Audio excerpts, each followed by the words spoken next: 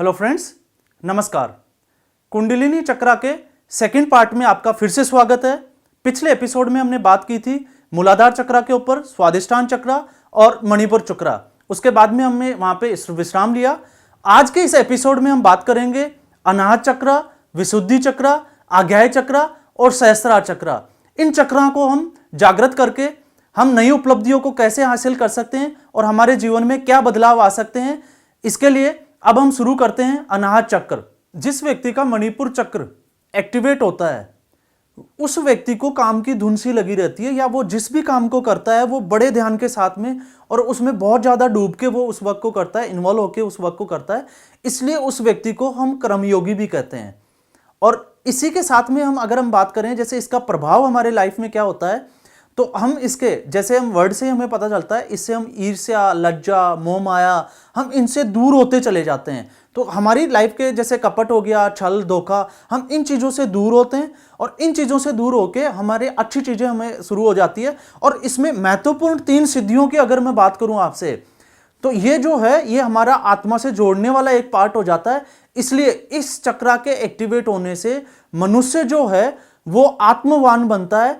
और इसकी जो 3 महत्वपूर्ण जो सिद्धियां हैं, चाहे हम उसको आत्मशक्ति की बात करें, आत्मबल की बात करें या आत्मसम्मान, इनको वो प्राप्त कर लेता है और ये एक बहुत बड़ा कर्म योगी बनाने में सहायक होती है।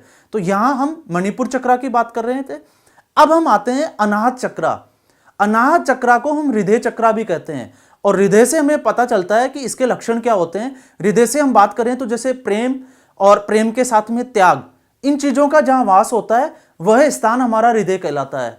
तो हृदय जो है ये पर्टिकुलर जो है वो 12 पंखुड़ियों वाला स्वर्णिम चक्र होता है। इसका जो रंग है वो भी सोने के समान होता है और ये जो है वो हृदय के पीछे की ओर स्थित होता है। और हृदय जो चक्र है इसकी जो साउंड होती है वो है यम। तो यहां पे हम इसमें इस चक्र को एक्टिवेट करने के लिए यम साउंड का भी हम अभ्यास कर सकते हैं और इसको एक्टिवेट कर सकते हैं।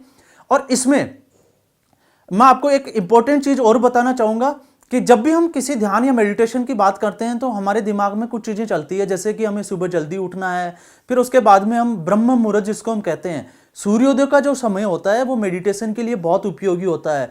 लेकिन हृदय चक्र को एक्टिवेट करने की अगर हम बात करें तो इस चक्र को हम शाम को सोने से पहले रात को अगर हम इसका अभ्यास करते हैं, और अभ्यास करने के लिए हम हृदय पे ध्यान लगा के अगर हम इसकी साउंड का उच्चारण करते हैं तो ये हमारा जो चक्र है वो एक्टिवेट होता है।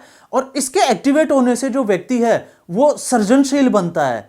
सृजनशीलता में हम ले सकते हैं जैसे वो कविताएं लिखता है, कवि बन सकता है बहुत अच्छा, वो बहुत अच्छा इंजीनियर बन जाता है, वो बहुत अच्छा डॉक्टर बन जाता है, वो बहुत अच्छा चित्रकार बन जाता है। तो उसकी जितनी भी जो सृजनशीलता का जो जिसको हम कहते हैं कि बाहर निकलना या आह्वान जो होता है वो हृदय चक्र से होता है।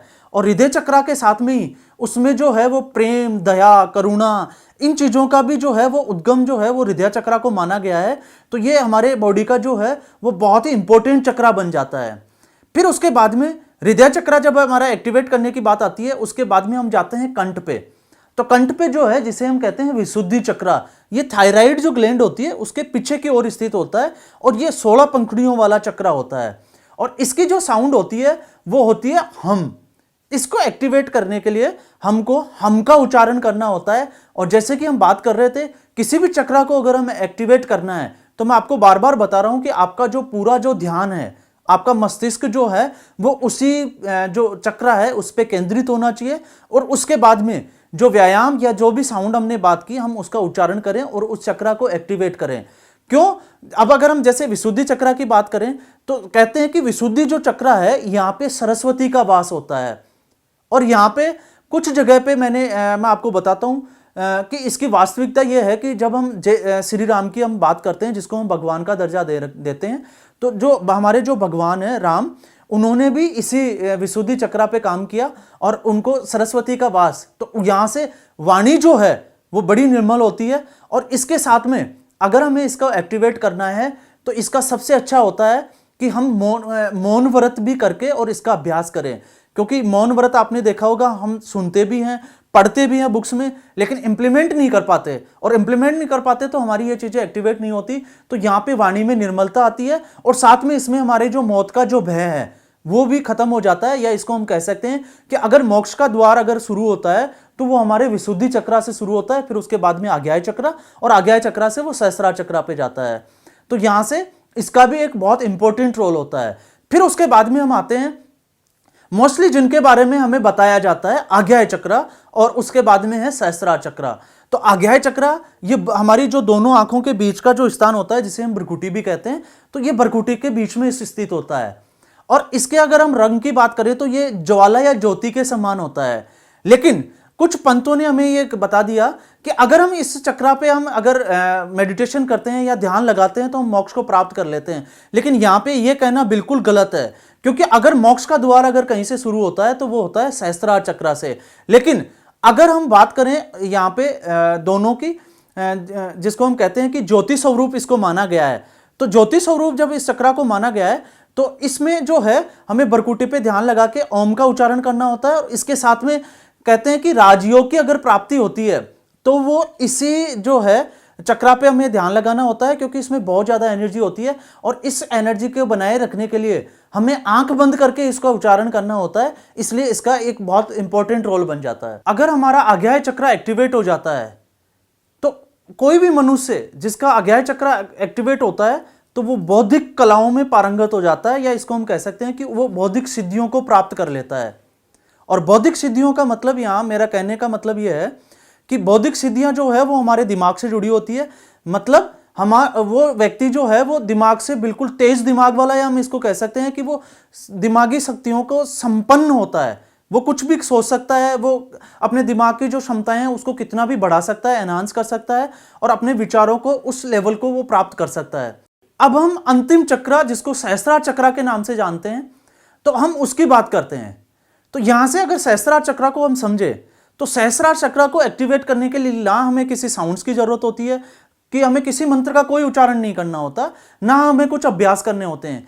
क्योंकि यहां पे अगर सहस्त्रार चक्रा को हम समझें, अगर तो हमारे 6 चक्रा एक्टिवेट हो जाते हैं तो हमारा सहस्त्रार चक्रा स्वतः ही एक्टिवेट होने शुरू हो जाता है।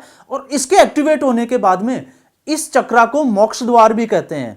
इसलिए सहस्त्रार चक्रा के जागृत होते ही हमारी जो आत्मा, या हम जिसको हम शरीर विज्ञान कहते हैं, तो हम परमहंस पद की प्राप्ति कर लेते हैं। और परमहंस पद की प्राप्ति करने के बाद में हमारी जो आत्मा जो है वो परमात्मा से जुड़ने लग जाती है। जैसे कि हम एपिसोड में बात भी कर चुके हैं कि परमात्मा का मतलब क्या होता है। परमात्मा का मतलब होता है हमारी आत्मा को परम पद या परमहंस की जो पदवी है उस तक लेके जाएं तो वो परमात्मा से जुड़ जाती है, या परमात्मा में ही निहित हो जाती है। तो सहस्त्रार चक्रा को इसीलिए मोक्ष का चक्र या मोक्ष द्वार कहते हैं, क्योंकि इसके बाद में जो हमारी जो आत्मा जो है वो परमात्मा के साथ कनेक्ट होके वो उसमें समाहित हो जाती है, और सारी जो ऊर्जा जो उसका स्रोत है वो परमात्मा ही होता है। तो यहां से इस पूरे एपिसोड में हमने देखा कि हमारे जो चक्रा है वो हमारी लाइफ में कितने इंपॉर्टेंस रखते हैं, लेकिन समय के साथ इनको दबा दिया गया। और कुछ जिनको हम कहते हैं कि जिन्होंने अपने अपने पंथ बना लिए, चाहे वो कोई भी हो सकता है, मैं किसी का यहाँ पे पर्टिकुलर नाम नहीं लूंगा, उन्होंने इन चीजों को तोड़ के अपने पंथ को आगे ले जाने के लिए अपने अनुसार इनका वर्णन किया। लेकिन ऐसा कुछ भी नहीं है। और जितने भी जो स्पीकर्स हुए हैं, आपको मैं स्पीकर्स, मोटिवेशनल स्पीकर्स की अगर हम बात करें तो उन्होंने कभी इस चीजों पे काम नहीं किया। उन्होंने इनके ऊपर स्टडी की और उन्होंने अपने जो है बहुत आगे ले जाने के लिए उन्होंने अपना एक टॉपिक बनाया। वो बहुत जोश में आके वो दूसरों को मोटिवेट करने पे लग जाते हैं। लेकिन यहाँ पे अगर हम इन चक्रा पे बात करनी है तो सबसे पहले हम खुद इनको अपनी लाइफ में इंप्लीमेंट करना स्टार्ट करें, इनके ऊपर काम करना स्टार्ट करें। उसके बाद में इनका रिजल्ट देखें, और रिजल्ट देखने के बाद में आप इसको फील करें कि ये जो अगर सातों चक्रा एक्टिवेट हो जाते हैं तो हम लाइफ में क्या कर सकते हैं। और जब हम लाइफ में उस पदवी को प्राप्त कर लेते हैं तो यहां से हमारी जो आध्यात्मिक यात्रा जो होती है वो संपन्न होना शुरू हो जाती है, क्योंकि हम उस अवस्था को प्राप्त करना शुरू कर देते हैं। और यहीं से हमारा जो स्वाध्याय या हमें आंतरिक जो ज्ञान होना शुरू होता है उसकी शुरुआत होती है। तो दोस्तों, आज का हमारा ये एपिसोड आपको कैसा लगा, कमेंट बॉक्स में जाएं और इसके बारे में जरूर लिखें। और साथ ही हमारे चैनल को सब्सक्राइब करना ना भूलें, ताकि आने वाले एपिसोड में उनको बहुत अच्छी जो हमारी आध्यात्मिक यात्रा के ऊपर जो बातें चल रही है उसमें नई नई जानकारियां उनको देखने को मिलेगी। तब तक के लिए आप मुझे दे इजाजत। धन्यवाद।